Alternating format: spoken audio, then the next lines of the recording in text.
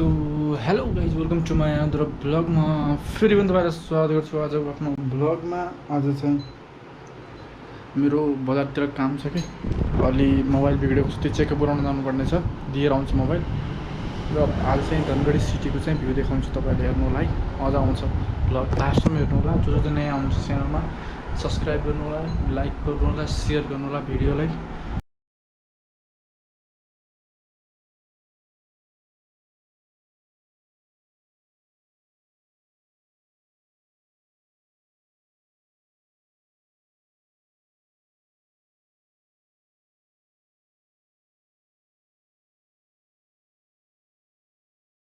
भोलि चाहिँ अब अटो बिग्ड्यो, अब अटो चेन्ज गर्नुपर्ने, यहाँदेखि बस पार्क जानलाई। यार अब मोबाइल बनाउनु पर्ने छ नि त, त्यही भएर हेरौँ के हुन्छ।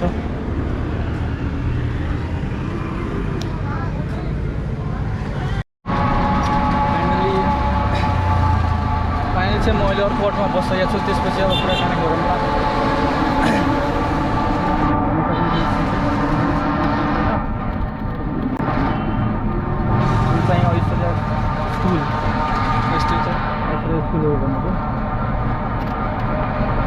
गर्मी लास्टै छ आज घाम धेरै लाग्यो, गर्मी धेरै छ धनगढीमा। गर्मी आवाज कम आइरहेको होला कि मलाई फिभर र कमन कोल्ड भएको छ, त्यही भएर नि अटोको साउन्ड पनि आइरहेको छ।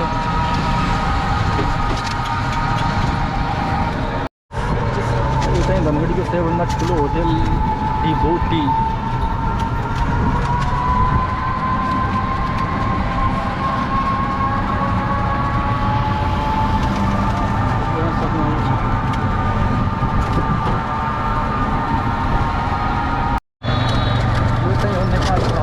बैंक होइन, धनगढीको कार्यालय नेपाल राष्ट्रिय ब्याङ्क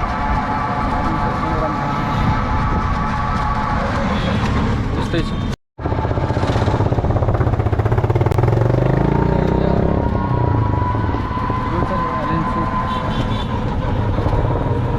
बाटो छैन यत्र, हाइवे छ। अब यस्तै छ कार्यक्रम। अब उयो छ नारायण मन्दिर होइन,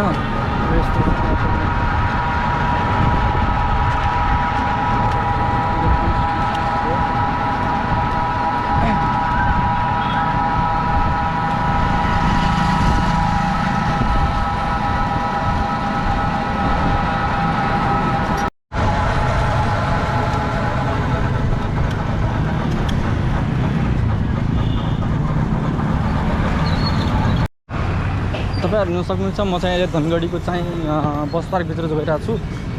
अब त्यो चाहिँ गेट भइहाल्यो होइन, तपाईँ भित्र इन्टर गरिरहेको छु म। अब के हुन्छ त्यसपछि भन्छु म।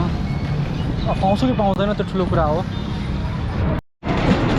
फाइनली अहिले चाहिँ ब्याट्री रिपेयर गरेर आइसकेको मैले। मोबाइलमा खराब के रहेछ भनेको चाहिँ ब्याट्रीको रहेछ। अब त्यसै कारणले अब एउटा सानो काम छ, त्यसपछि चाहिँ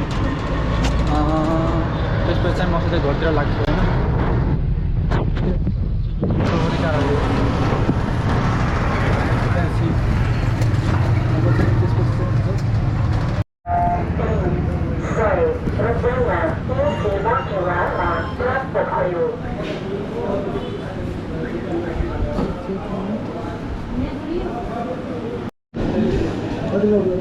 भर्खरै चाहिँ सीताराम डेरीमा पुगिसकेको छु म।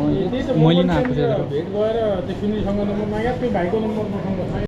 त साथीहरू, अहिले भर्खरै म चाहिँ सीताराम डेरीबाट बाहिर निस्किसकेको छु। यहाँ हेर्न सक्नुहुन्छ, छाइँतिर आएको छु म होइन, हातमा छाइँ छ। अब एउटा काम छ, एउटा चाहिँ मम्मीले नास्ता लिएर आउनु भन्नुभएको थियो, त्यो नास्ता लिएर डाइरेक्ट घरतिर जानेछु होइन। अब यतातिरको धनगढीको सबैभन्दा फेमस नास्ता पाउँछ होइन, अलि चाहिँ कटाउनु पर्ने हुन्छ।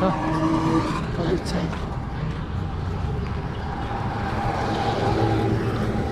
जेब्रा क्रसिङ हानौँ न, अलि रमाइलो हुन्छ।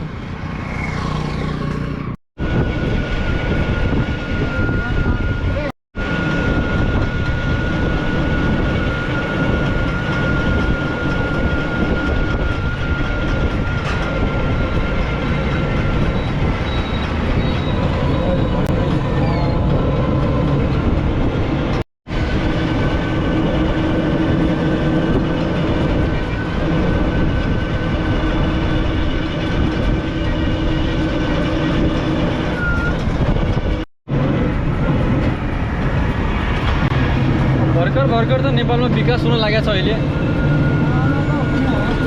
बिस्तारै बिस्तारै हुन्छ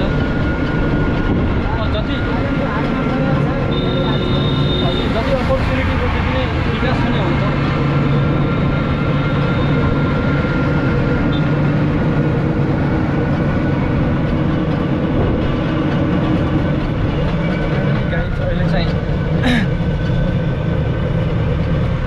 अनि धनगढीमा पहिलो त मलाई आज भाटबटी यत्र ठुलो बिल्डिङमा एउटा मात्रै देखिन्छ भाटबटी धनगढीमा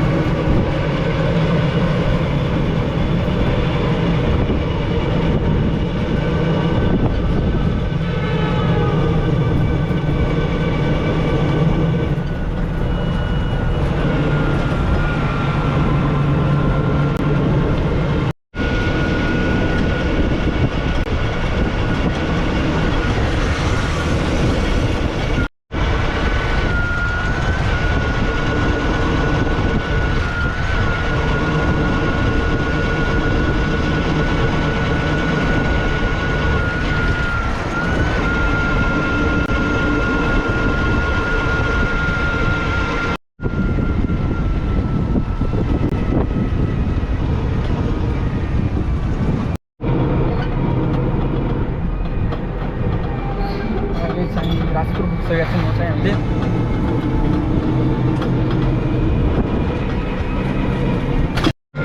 फाइनली चाहिँ मेरो काम साम सकेर भर्खरै म यहाँ पुगिसकेको छु घरमा अब होइन त्यसपछि अब हेरौँ के हुन्छ यसपछि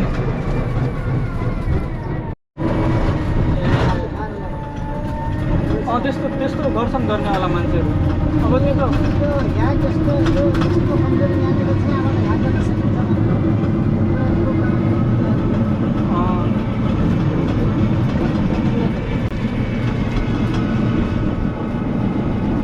बुझान